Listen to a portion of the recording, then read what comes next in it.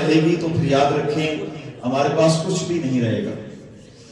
یہ دعا بھی ہے اور اس جذبے کے ساتھ بھی آپ آگے بڑھیں کہ یہ آج کا دن اور یہ جو ہمیں ماہ مقدس ملا ہوا ہے، نہ جانے آئندہ پھر ہماری زندگی وفا کرے نہ کرے، یہ ماہ مل سکے یا نہ مل سکے، یا اس سے پہلے ہمیں یہاں سے جانا پڑے.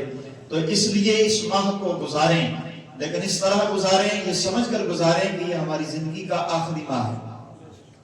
کیا پتہ آئندہ سال آئے گا، یہ ماہ رمضان المبارک بھی تشریف لائے گا، لیکن ہم یقینی طور پر نہیں کہہ سکتے کہ ہم میں سے کوئی باحیات ہوگا یا نہیں ہوگا. ہو سکتا ہے ہماری زندگی کا یہ آخری رمضان ہوگا.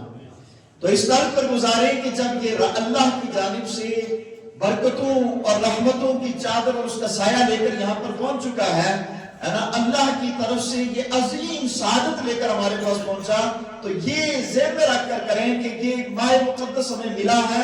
اس طرز پر عبادات و ریاضات کریں، اس طرز پر دن میں روزے رکھیں اور اس طرز پر رات میں قیام کریں کہ اللہ تعالیٰ اس ماہ مقدس میں ہماری بخشش فرمائے. آئندہ نہ مل پائے تو پھر کیا ہے، گناہ رہ جائیں گے اور بخشش کیسے ہو پائے گی. حالانکہ ہم اس کی طرف بڑھیں گے اور ہم بات بھی کریں گے، حالانکہ یہ کتنی عظیم نعمت ہے. فرمایا احادیث مبارکہ میں آتا ہے، سلسلہ کے اندر یہ حدیث موجود ہے. اب زیادہ تفصیل کا وقت نہیں ہے کہ میں ہر حدیث کو بھی نوٹ کروں، ہر کتاب کو بھی نوٹ کروں اس کے اندر، اور ہر سطر کو بھی آپ کے سامنے اس کو نوٹ کرواؤں. حالانکہ اتنی بات یاد رکھیں کہ سلسلہ میں 2 صحابی کا بڑا دلچسپ واقعہ وہاں پر بیان ہوا ہے. فرمایا 2 صحابی جنہوں نے آقا کریم صلی اللہ علیہ وسلم کی بارگاہ میں آئے، ایک ساتھ آقا کی خدمت میں حاضر ہوئے، اور حاضر ہونے کے بعد انہوں نے کلمہ پڑھا اور اسلام قبول کر لیا.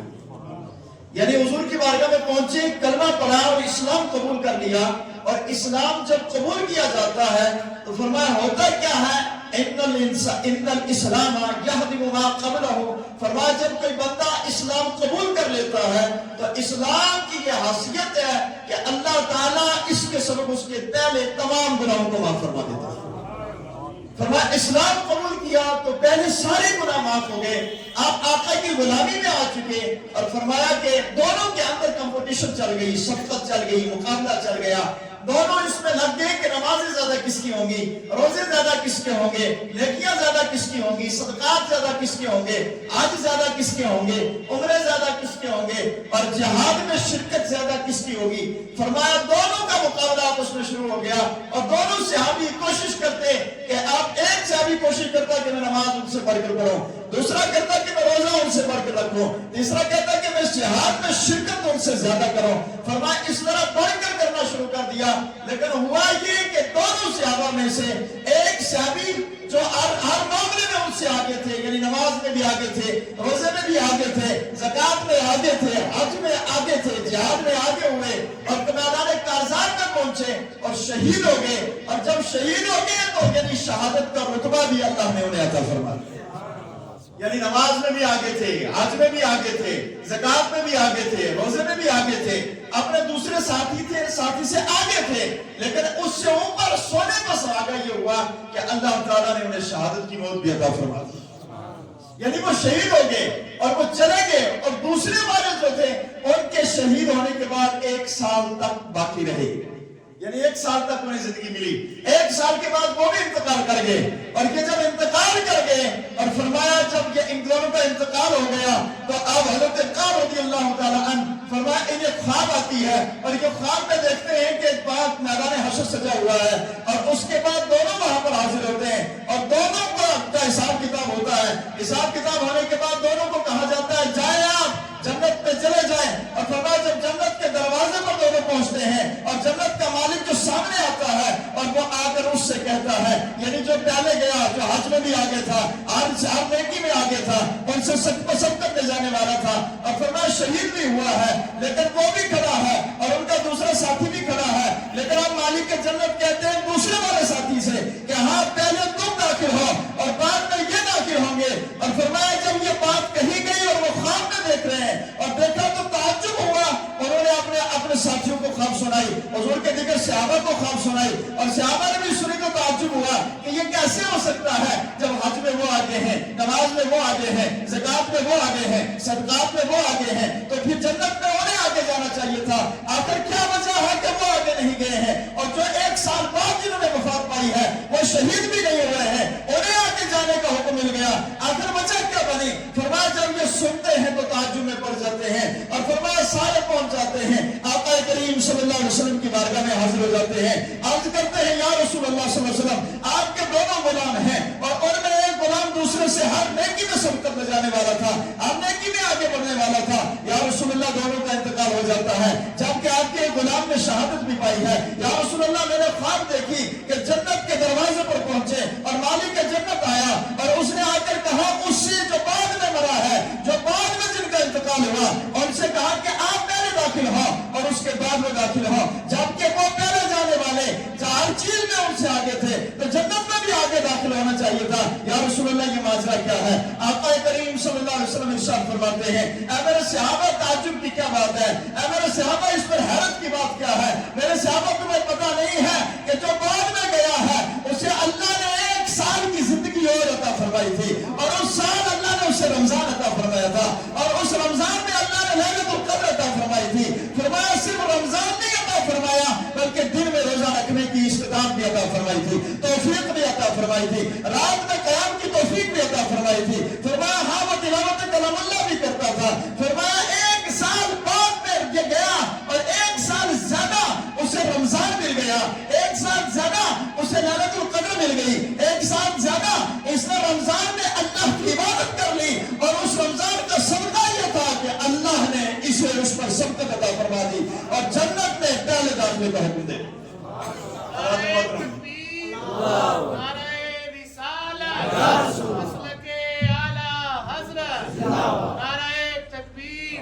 अब जरा गौर करें, गौर इस बात पर करें कि रमजान मिल जाता है तो क्या मिलता है। सियासत के अंदर हदीस पाक मौजूद है, यानी बुखारी में जाए सियासत 6 किताबों को कहा जाता है, और 6 मोतबर कुतुब के अंदर यह हदीस मुबारका मौजूद है। अब कोई बंदा ये कहे कि ये तो ख्वाब है, अब ख्वाब की बख्वाब जो है हकीकत तो नहीं होती है, उसकी ताबीर तो अलग अलग हुआ करती है। मैं कहता हूँ हाँ, ख्वाब तब तक ख्वाब थी जब तक बारगाह रिसालत में नहीं पहुंची थी। अब बारगाह रिसालत में पहुंच चुकी और बारगाह रिसालत से फैसला भी हो गया, तो अब ये ख्वाब नहीं रही, अब ये आका की हदीस बन गई। और सुनो, क़यामत तक के लिए हुजूर के गुलामों, आका ने ये बिशारत भी अता फरमा दी कि जब रमजान तुम्हें मिल जाता है तो फिर सिर्फ रमजान नहीं मिलता, अल्लाह की रहमतें मिल जाया करती है, और रमजान मिल जाता है तो सिर्फ रमजान नहीं मिलता, अल्लाह की दोस्ती मिल जाया करती है। रमजान मिल जाए तो फरमाया फिर याद रखो जन्नत का क़ुर्ब मिल जाता है, और रमजान मिल जाए तो फिर उसमें इबादत की तौफीक भी मिल जाए, तो फरमाया फिर अल्लाह तुम्हें दुनिया और आखिरत की कामयाबियां अता फरमा दे, दुनिया और आखिरत की कामयाबियां अता फरमा दे। याद रखें कि रमजान मुबारक यानी इसकी फजीलतों को जरा देखा जाए, वक्त बहुत कम है कि मैं तमाम चीजों पर अहाता तो नहीं कर पाता, लेकिन मैं इशारतन चला जाऊंगा और आपके सामने ये चीजें गौर लाता चला जाऊंगा, और फिर कल तक कहता चला जाऊंगा कि देखें कि अल्लाह ने अपने महबूब के सदके कितना बड़ा करम फरमाया है। जरा इस पर भी गौर करें, आखिर ये रोजा क्यों रखा गया, इसके फलसफे को जरा जांचें, इसके अंदर गौर फिक्र करेंगे, इसके रमूज व एजाज को देखेंगे, इसकी हिकमतों को देखेंगे, इसके अंदर गौर फरमाएंगे तो बहुत सारी चीजों से पर्दा उठेगा और बहुत सारी हिकमतों के दरवाजे आप पर खुलेंगे और बहुत सारी चीजें आपको नजर आएंगी। लेकिन याद रखिए, उलमा फरमाते हैं एक नुक्ता इसका यह भी है, फरमाया रब क्या चाहता है, रब क्या चाहता है, फरमाया रब कुरान में कहता है या अय्युहल्लज़ीना आमनू कुतिबा अलैकुमुस्सियाम कमा कुतिबा अलल्लज़ीना मिन क़ब्लिकुम लअल्लकुम तत्तक़ून। फरमाया रब कह रहा है ईमान वालों, तुम पर रोजे फर्ज कर दिए गए हैं, और याद रखना ये सिर्फ तुम पर फर्ज नहीं हुए बल्कि तुमसे पहले वाले जो थे और पर भी रोजे फर्ज किए गए।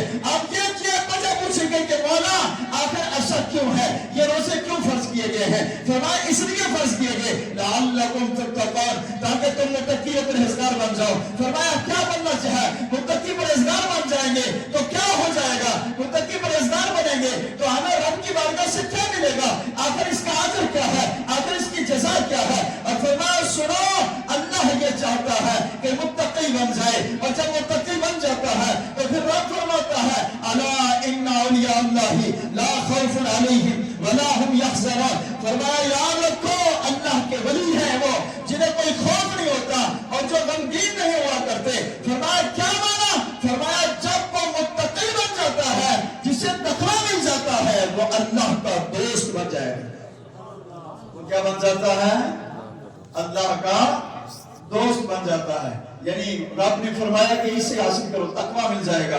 तकवा मिल जाए तो रब का दोस्त बन जाते हो, यानी अल्लाह उसे अपना दोस्त बना लिया करता है। हज़रत मोहतरम जरा गौर तो फरमाए इस बात पर, फरमाया रब का कितना बड़ा फजल है कि जब ये रमजान के रोजे फर्ज हुए और फरमाया नबूवत के 15 साल बाद 2 हिजरी को आका करीम सल्लल्लाहु अलैहि वसल्लम मदीना तैयबा में तशरीफ फरमा हुए।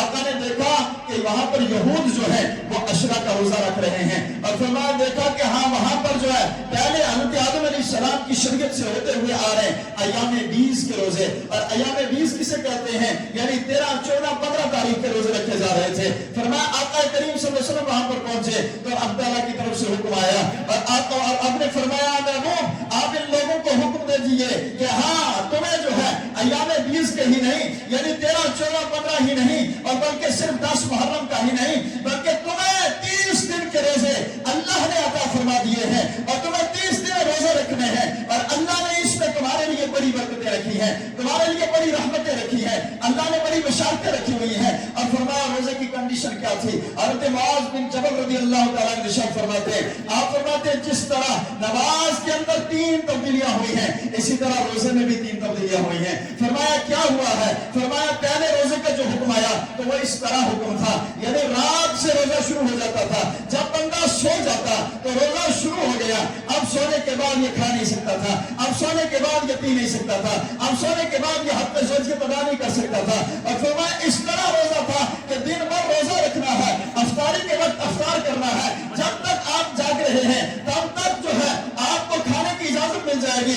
यही आप पर नींद का गलबा हुआ और आप पर नींद का गलबा हुआ आप सो गए और फरमाया बस रोजे में चले गए। अब ना खाना जायज रहा, ना पीना जायज रहा, ना आपके ज़ोजियत अदा करना जायज रहा। फरमाया ये सूरत थी रोजे की। और फरमाया एक हुजूर के सहाबी थे, फरमाया बड़े गरीब थे और दिन में मजदूरी किया करते और गुजर बसर किया करते और फरमाया वो दिन में थके हारे हुए थे, रोजेदार थे और फरमाया रात को घर में आए और आने के बाद उन्होंने क्या किया? फरमाया रोजा अफ्तार किया और अभी खाने की तैयारी हो रही थी, यानी उसके लिए इंतजार था खाने के लिए और इतने में कि नींद तारी हो गई और गशी में पड़ गए। और फरमाया जब सो गए बीवी ने खाना तैयार किया, खाना लेकर पहुंची और अर्ज की कि खाना तैयार हो चुका है, आप बेदार हो जाइए, खाना खा लीजिए।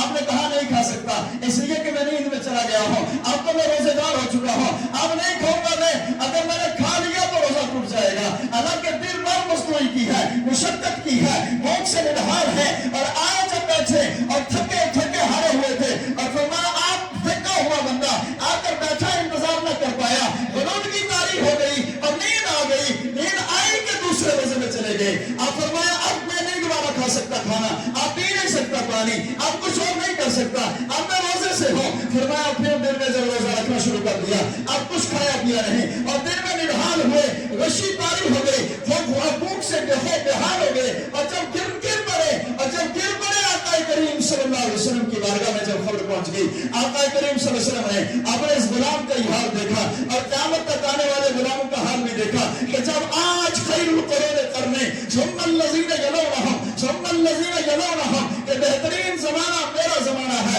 और फिर इससे मिला हुआ बेहतर है, आका देख रहे हैं जब मेरे बेहतर ज़माने के अंदर मेरे इस गुलाम का ये हाल है तो क़यामत तक आने वाले मेरे गुलाम इन रोज़ों को कैसे रख सकते हैं और किस तरह रखेंगे? वो मुशक्कत में पड़ जाएंगे और वो नाफरमानी न कर दें, वो नहीं रख पाएंगे, उन्हें तकलीफ हो जाएगी।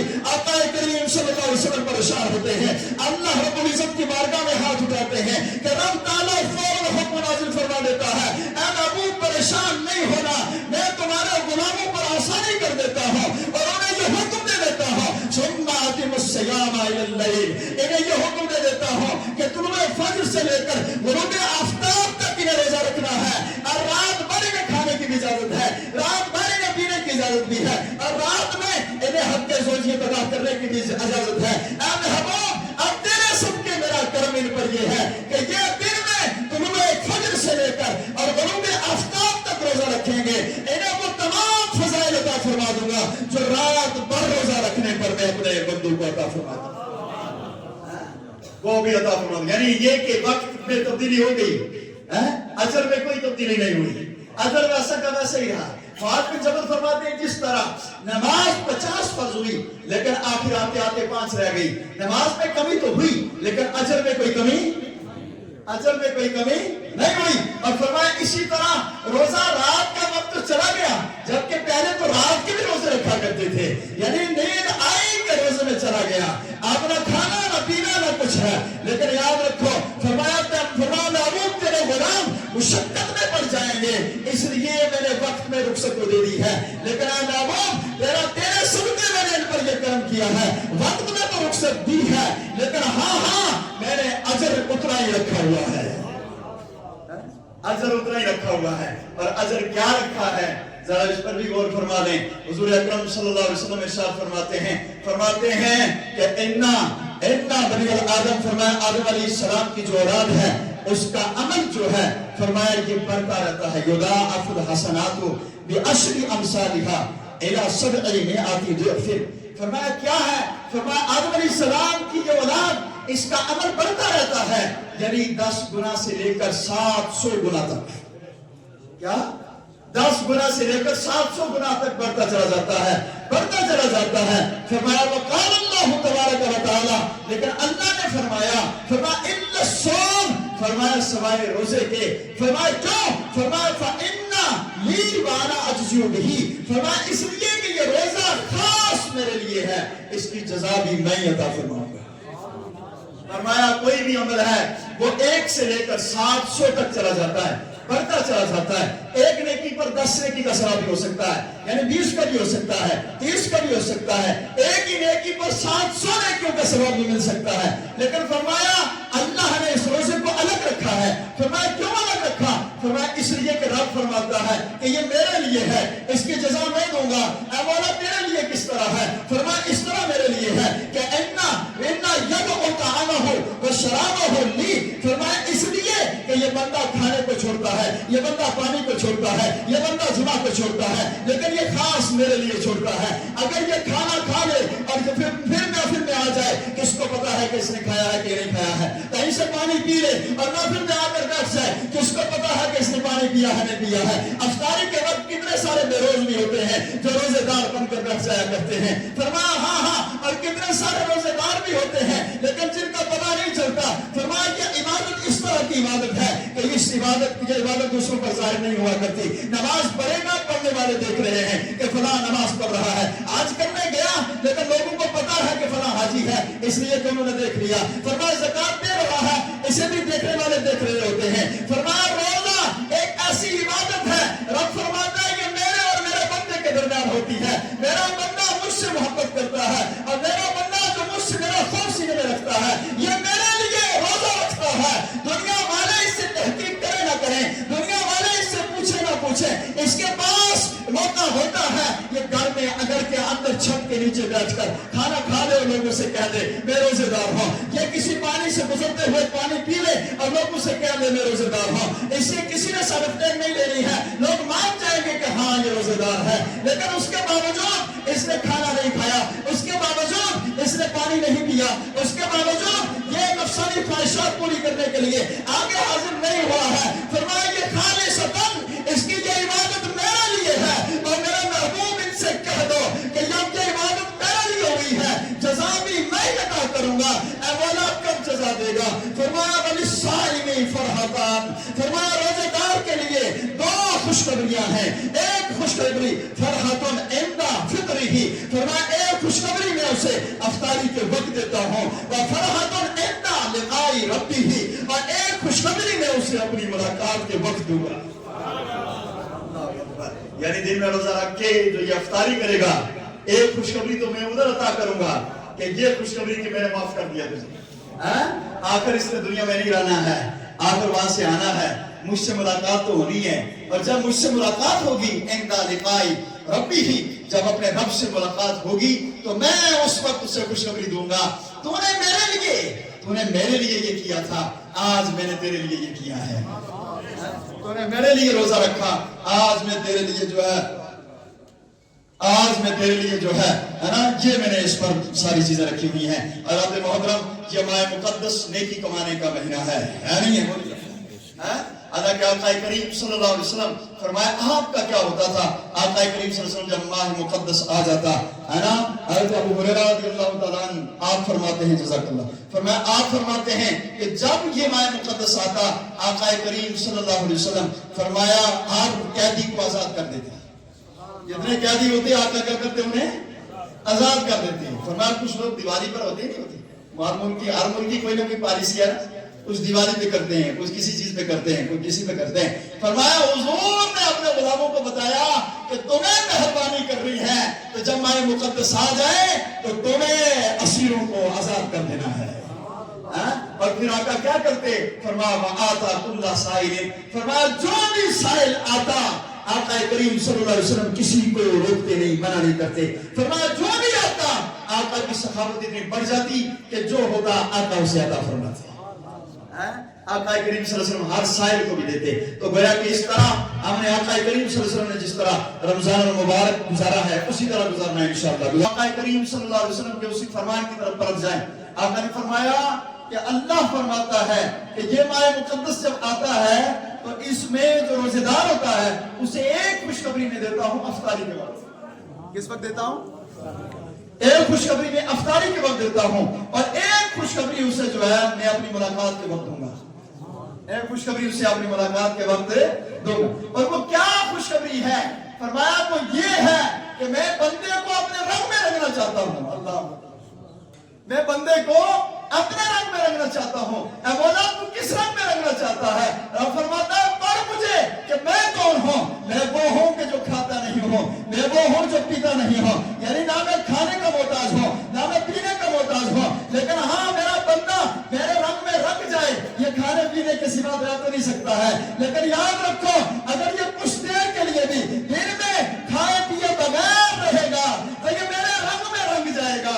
فرمایا میں بھی کھاتا پیتا نہیں، اور میں اپنے بندے کو بھی کھانے پینے سے دن میں روکتا ہوں تاکہ یہ بھی رک جائے اور اس سے نسبت میرے ساتھ ہو جائے۔ اور فرمایا اسی طرح فرمایا میرا بندہ میں اپنے رنگ میں رکھنا چاہتا ہوں، میں وہ ہوں کہ جو سوتا نہیں ہوں، مجھے اونگ نہیں آتی ہے، اور میں چاہتا ہوں کہ میرا بندہ رات میں قیام کر لے اور تراویح کے لیے مسجدوں میں آ جائے اور کچھ دیر کے لیے جاگ لے۔ فرمایا ہاں یہ میرے رنگ میں رنگ جائے گا، اس لیے کہ میں سوتا نہیں ہوں اور مجھے اونگ نہیں آتی، اور میرا بندہ اونگ آنے کے باوجود بھی تھوڑی دیر کے لیے نہیں سوئے گا تو یہ میرے رنگ میں رنگ جائے گا، یہ میرے رنگ میں رنگ جائے گا۔ اور فرمایا جب یہ میرے رنگ میں رنگ جائے گا تو پھر ہوگا کیا؟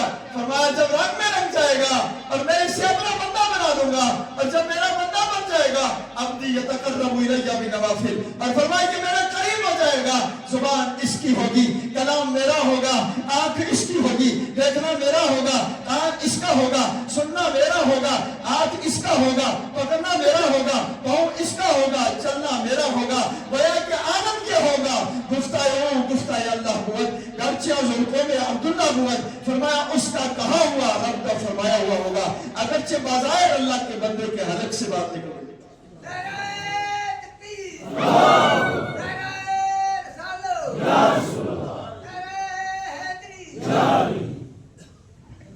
یعنی رب تعالیٰ اس طرح اپنے رنگ میں رنگنا چاہتا ہے، تو انشاءاللہ کریں گے نا انسان۔ دن میں بھوکے رہیں گے کچھ ساتھ کے لیے، نسبت ہو جائے گی اللہ کی صفت کے ساتھ۔ رات میں کچھ ساتھ کے لیے سونے سے رکیں گے، مسجدوں میں آئیں گے، نسبت ہو جائے گی اللہ کی صفت کے ساتھ۔ اور جب نسبت رب کی صفت کے ساتھ ہو جائے تو رب بندے کو اپنی رحمت میں لے لیا کرتا ہے، پھر وہ دنیا میں در بدر بھٹکنے کے لیے نہیں چھوڑتا بلکہ اسے عزتیں عطا فرما دیتا ہے۔ اللہ تعالیٰ ہمیں بھی اس ماہ مقدس کو صحیح طریقے سے گزارنے اور اس میں رب کی عبادات کرنے اور اس کا قرب حاصل کرنے کی توفیق عطا فرمائے۔ نماز کا وقت ہو چکا ہے، میں نے جو کہا آپ نے سنا، کوئی بھی غلطی خطا ہوئی ہو رب تعالیٰ کی بارگاہ میں دعا ہے اللہ تعالیٰ معاف فرمائے۔ استغفر اللہ تعالی ربی من کل ذنب واتوب الیہ، اسلام توبہ، کلمہ شریف کا ورد کر لیں، لا الہ الا اللہ محمد رسول اللہ۔